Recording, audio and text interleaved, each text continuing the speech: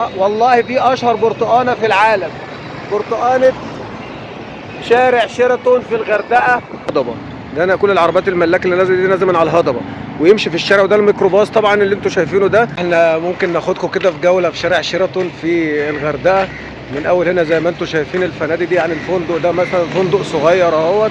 الفندق ده بيبقى قدامه الشطوط كده، ممكن تاخد الفندق دوت وتأجر مثلا غرفة فيه. وده اسمه مثلا ديكسون هوتيل. ده في اول الشيراتون وانت جاي من عند الهضبة، من فوق الهضبة او من عند الشيراتون القديم. واحنا طبعا داخلين كده على شارع شيراتون، والمفارق بتاعت شيراتون قدامنا اللي هي دي مفارق شيراتون. هندخل عليها دلوقتي ونوريها لكم ونوريكم كل الفنادق اللي في شارع شيراتون في الغردقة في مصر. وطبعا الشارع ده هو يعتبر اكبر شارع حيوي في الغردقة، ومليان بازارات ومليان فنادق ومطاعم وكافيهات وكده. هنشوف كل حاجة دلوقتي، وزي ما انتم شايفين خليكم متابعين معانا وان شاء الله نوريكم كل الشارع. وطبعا الشارع ده اللي بيبقى فيه بقى التمشية وفيه كل حاجة. فندق برضه اهوت زي ما انتم شايفين، دي فنادق. دي اللي ورايا دي كافيهات زي ما انتم شايفين كده، كافيهات.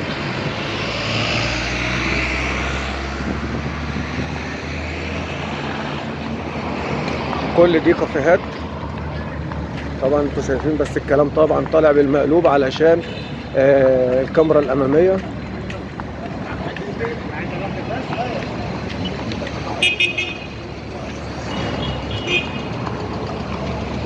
وده فندق بيلا فيستا في الغردقه طبعا معروف، اوريه لكم بالكاميرا الاماميه.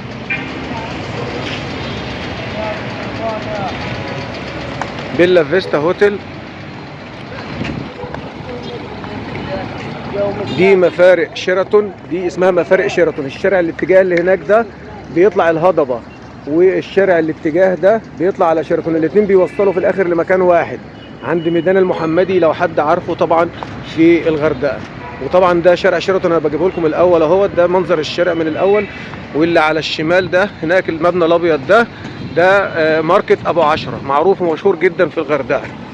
وطبعا كل الخدمات هنا موجوده في شارع شيراتون اللي انتوا عايزينها. وده طبعا اول الشارع.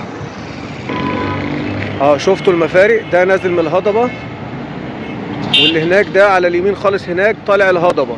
ده انا كل العربيات الملاك اللي نازله دي نازله من على الهضبه ويمشي في الشارع. وده الميكروباص طبعا اللي انتوا شايفينه ده ميكروباص شغال سيرفيز موجود في الغردقه.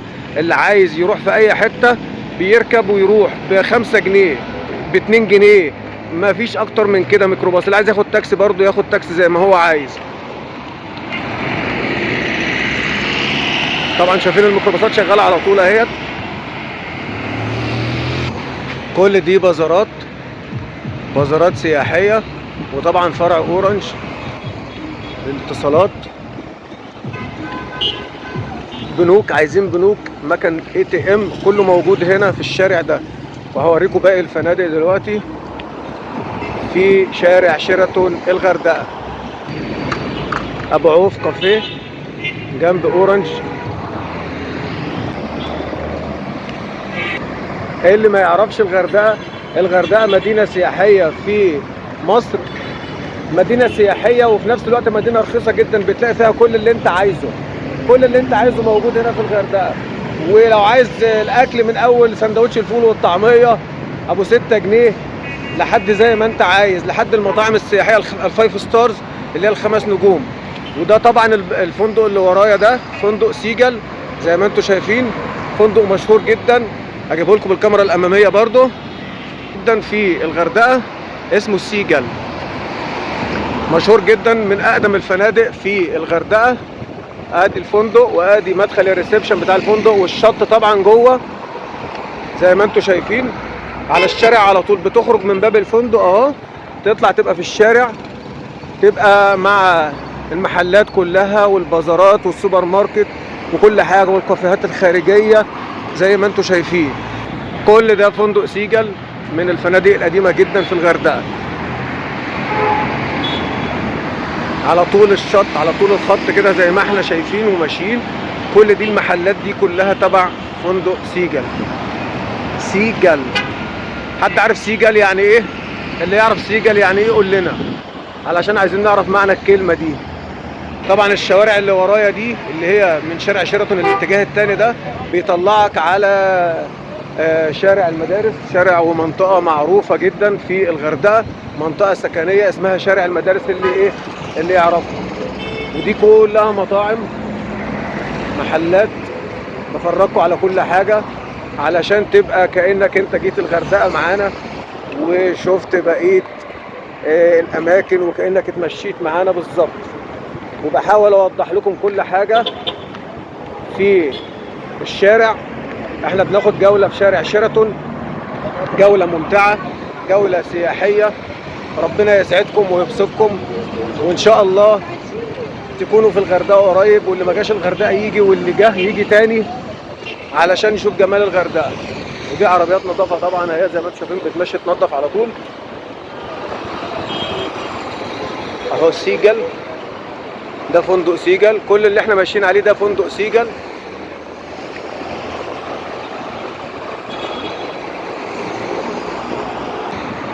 وده السنترال السياحي، معروف جدا في شارع شيراتون هنا. والشارع اللي جنبيه ده شارع السنترال. طبعا اللي في الغردقه عارفين يعني ايه شارع السنترال، بيطلع برضو كل ده بيطلع على المدارس، شارع المدارس.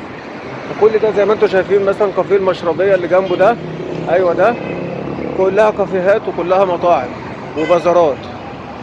طبعا احنا كل ده في اجواء فندق سيجل، لسه ما خلصناش كده فندق سيجل.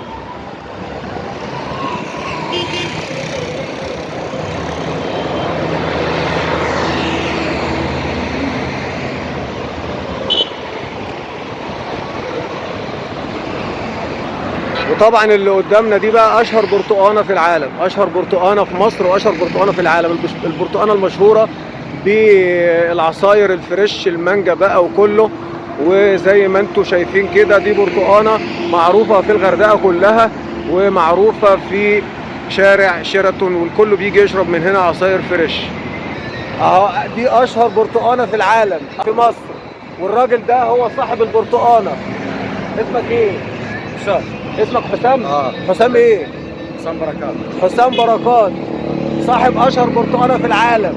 ماشي، العصير الفريش زي ما انتم شايفين، اي عصير فريش هتدخل هنا هتشرب احلى عصير فريش. اهلا بيك يا باشا، هتشرب احلى كوبايه عصير في مصر. وطبعا مصر مشهوره بالعصاير الفريش، عصير القصب طبعا بس هو مش بتاع قصب، عصير المانجا وعصير الجوافه.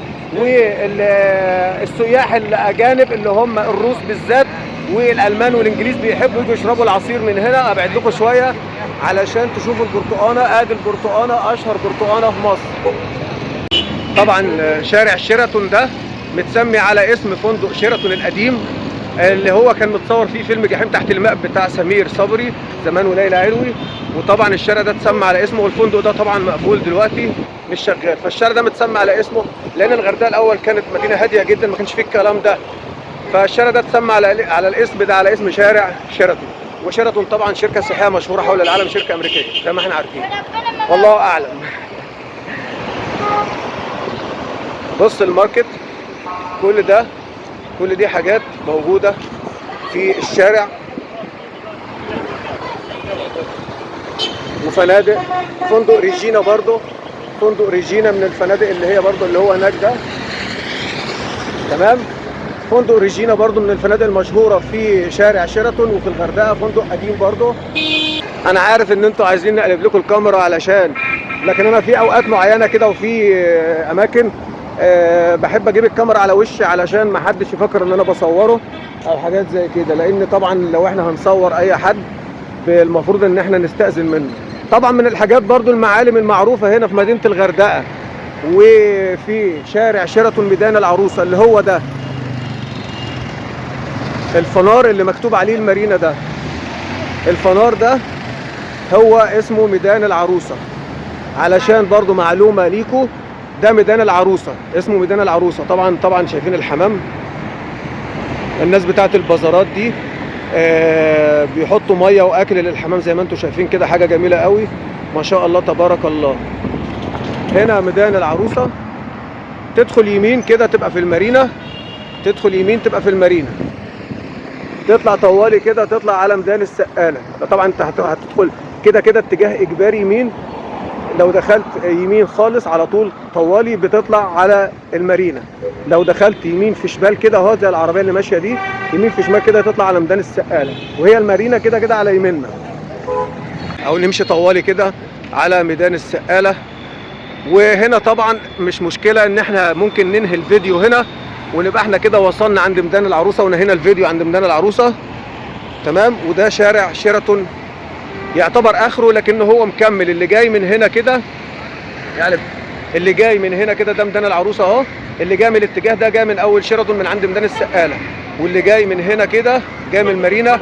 وطبعا اللي جاي من هنا كده ده جاي من اول شارع شيراتون من عند ماركت ابو عشرة او من عند مفارق شيراتون. وطبعا وهنا ننهي الفيديو بتاعنا، وبطلب من حضراتكم اللايك الجميل وكومنت حلو وحاجه كده، وتوحدوا الله وتصلوا على النبي وتستغفروا الله. مش هناخد حاجه من الدنيا غير العمل الصالح وتقوى الله والذكر، ذكر الله والتسبيح والصلاه على النبي والاستغفار اجمل حاجه في الدنيا. فحاول تحط كومنت فيه استغفار وتسبيح، وان شاء الله ربنا هيكرمنا ويكرمكم ان شاء الله جميعا. واشوفكم في الغردقه قريب، وما تنسوش تشجعونا. اخوكم محمد بلال، وربنا يجعل اللي فيه الخير لنا جميعا يا رب. السلام عليكم.